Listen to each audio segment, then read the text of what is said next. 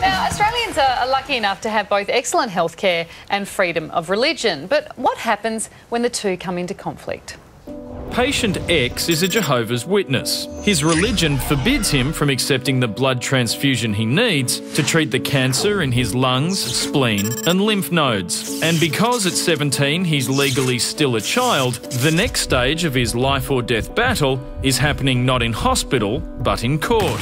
Australian law permits adults to refuse medical treatment for any reason. But when it comes to children's healthcare, the law's much less black and white. If a parent wishes to make a decision that's to the direct disadvantage of that child, we generally feel comfortable in disallowing such a decision. In most states, blood transfusions can be given without parental consent if doctors believe there's a danger of death without the treatment. South Australia and the Northern Territory allow parental consent to be bypassed only under specific emergency conditions. When X's medical team decided his chemotherapy couldn't continue without transfusions, the boy refused, saying he'd rip the IV out of his arm if necessary. Doctors were forced to ask the court to intervene. In most recent cases involving children of Jehovah's Witnesses, courts have ruled against the parents, but those children are usually under 10.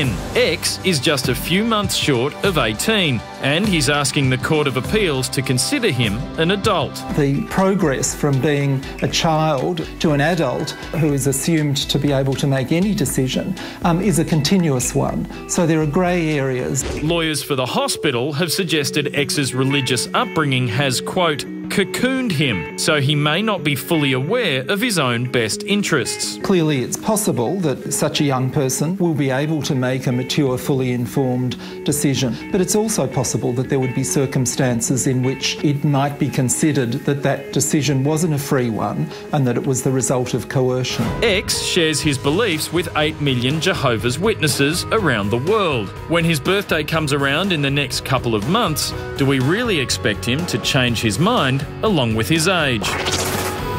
Dr Brian Owler is New South Wales President of the AMA. Brian, this is a very tough case, but in your experience, how often does a patient's religious beliefs lead them to refuse a treatment that you guys know will save their life? It actually happens very rarely. Fortunately, the issue comes up every now and again where people have various religious views and objections to various treatments, but the difficulty really comes around when we start talking about children and their ability to make decisions for themselves. How much tougher is it for you when the patient is a child? Well, it becomes very tough because not only have you got a child with a potentially curable illness that might be having their treatment denied, but you've also got a family in a very difficult situation that are facing potentially the death of a child. So the only cases that really go to court are those when you can be very clear about what the treatment outcome is likely to be.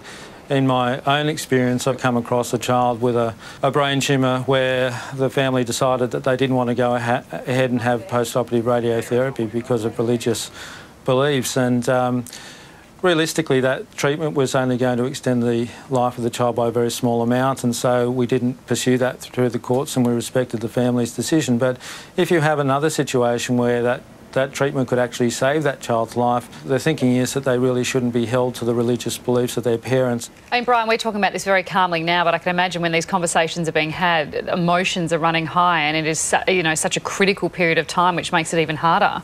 Well, that's right. It often is a matter of months sometimes that you've got to, or even less, to act. And so that's why you have to consider very carefully the idea of going ahead with any sort of court action. But of course, all of us are just trying to act in the best interests of the patient. Very tough situation, Brian. We appreciate your thoughts tonight. Thanks for your time. That's a pleasure. We have to take another quick break. Stay with us.